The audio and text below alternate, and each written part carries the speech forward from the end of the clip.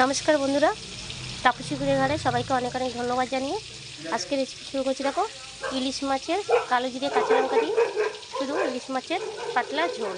এর জন্য আমি মাছটাকে হালকা করে ভেজে নিয়েছি দেখো এখানে। আর এখনও বাকি মাছটা এই যে ভাজা হচ্ছে। মাছটা এক পিট করে উল্টে দেবো।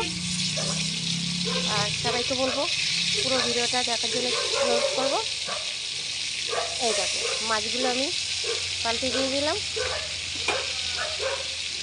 খুব বেশি লাল লাল করে ভাজবো না, হালকা করে ভাজবো, একদম কম টাইমে তাড়াতাড়ি রান্না হয়ে যাবে। দেখো, এই মাছগুলো এবার একটা একটা করে তুলে নেব।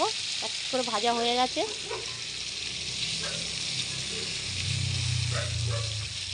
একদম হালকা করে মাছগুলো ভেজে নিয়েছি। কাঁচা থাকা থেকে একটু হালকা করে ভেজে নিয়েছি, এটা খেতে আরও টেস্ট হবে। এবার আমি এখানে দিয়ে দেবো কাঁচা লঙ্কা। দেখো, চিড়ে রেখেছিলাম কাঁচা লঙ্কা আর পাকা লঙ্কা। এটা এখন তেলের উপর দিয়ে দিলাম। আর দিয়ে দিলাম কালো জিরে। কালো জিরে দিয়ে এটা ভালো করে এখন লাগিয়ে নিলাম। এবার এখানে দিয়ে দেবো পরিমাণ মতন লবণ, 1 চামচ লবণ।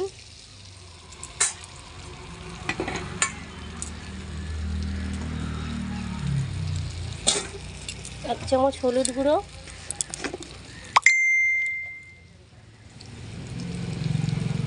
1 চামচ হলুদ গুঁড়ো দিয়ে দিয়েছি।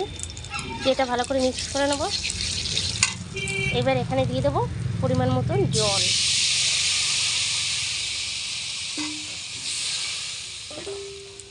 জল দিয়ে এটা এবারে মিক্স করে দেবো। দেখো, ইলিশ মাছের জন্য আমার একদম পাতলা ঝোল রেডি। এবার আমি এখানে দেখো ফুটছে এটা। এখানে যে হালকা করে ইলিশ মাছগুলো ভেজে রেখেছিলাম এটা এবার দিয়ে দেবো।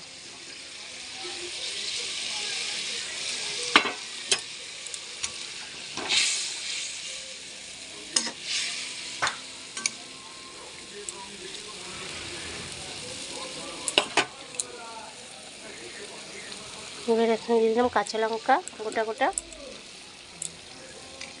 মাছটা পুরো ফুটছে। এই দেখো, হালকা করে ইলিশ মাছের ঝোল রেডি হয়ে গেছে। আর আমার এই ভিডিওটা যদি ভালো লাগে অবশ্যই লাইক করো, কমেন্ট করো, সাবস্ক্রাইব করে দিও।